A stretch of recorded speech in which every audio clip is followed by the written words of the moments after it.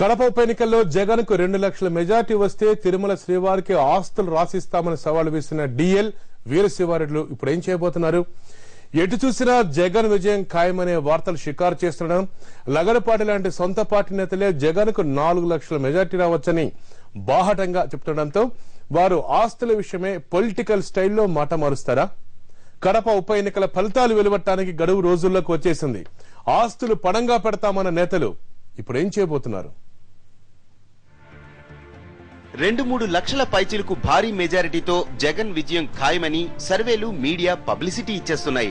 Majority ఇంతంటే ఇంతంటూ బెట్టింగ్ల మీద బెట్టింగులు జరిగిపోతున్నాయి. ఈ పరిస్థితి ఇద్దరి గుండెల్లో మాత్రం గుబులు రేపుతోంది. 13వ తేదీన వెలువడనున్న కడప ఉప ఎన్నికల ఫలితాల మాట వింటేనే వారు ఉలిక్కి పడుతున్నారు. వారే కడప ఎంపీ అభ్యర్థిగా బరిలోకి దిగిన డిఎల్ రవీంద్రారెడ్డి, ఎమ్మెల్యే వీరశివారెడ్డి. దీనికి కారణం వారు చేసిన మంగమ్మ శపథాలే. జగన్ కు గనక 2 లక్షల మెజారిటీ వస్తే తమ ఆస్తులన్నింటినీ తిరుమల వెంకటేశ్వర స్వామికి రాసిస్తామని ఎన్నికల ప్రచారం సందర్భంగా మీడియా ముందు ప్రతిజ్ఞ చేశారు. ఉపసమరంలో పోలింగ్ ట్రెండ్ వారికి షాక్ ఇచ్చింది. ఆ బాధ ఒక్కెత్తైతే అన్నమాట ప్రకారం ఆస్తులు ఎప్పుడు రాసిస్తారు, రాసివ్వడానికి రెడీగా ఉండండి అంటూ ఇప్పటినుంచే అంబటి లాంటి జగన్ వర్గ నాయకులు శూలాల్లా ప్రశ్నలు సంధిస్తూ ఉంటే ఏం సమాధానం చెప్పాలో తెలియక అయోమయంలో పడ్డారా నేతలు. వీరావేశంతో ఆస్తులు రాసిస్తాం అని బహిరంగ ప్రకటనలు చేసి ఇరకాటంలో పడ్డామేమో అని ఇప్పుడు ఆలోచిస్తున్నారు. ఈ సవాల్ డిఎల్ రవీంద్రారెడ్డి గారు ఇస్తాను. మా సవాళ్లకు జగన్మోహన్ రెడ్డి గారు ప్రతిస్పందించాలా?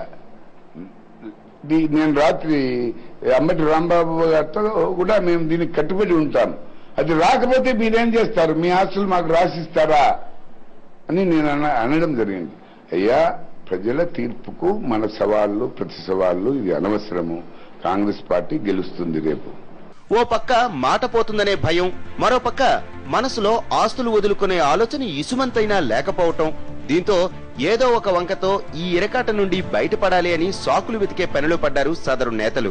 కానీ తన ప్రమేయం లేకుండానే తనకు ఆస్తులు రాసిస్తానంటూ ప్రమాణం చేసి ఇప్పుడు ఇవ్వకుంటే మరి ఆ తిరుమలేశుడు ఊరుకుంటాడా అనేది డిఎల్ కి వీరశివుడికే తెలియాలి. మరి డిఎల్ రవీంద్రారెడ్డిని ఒకటే కోరుతున్నా, మీరు ఆ రోజు 2 లక్షల మెజారిటీ గాని జగన్మోహన్ రెడ్డి గారికి వస్తే మా ఆస్తులు రాయిస్తామన్నారు.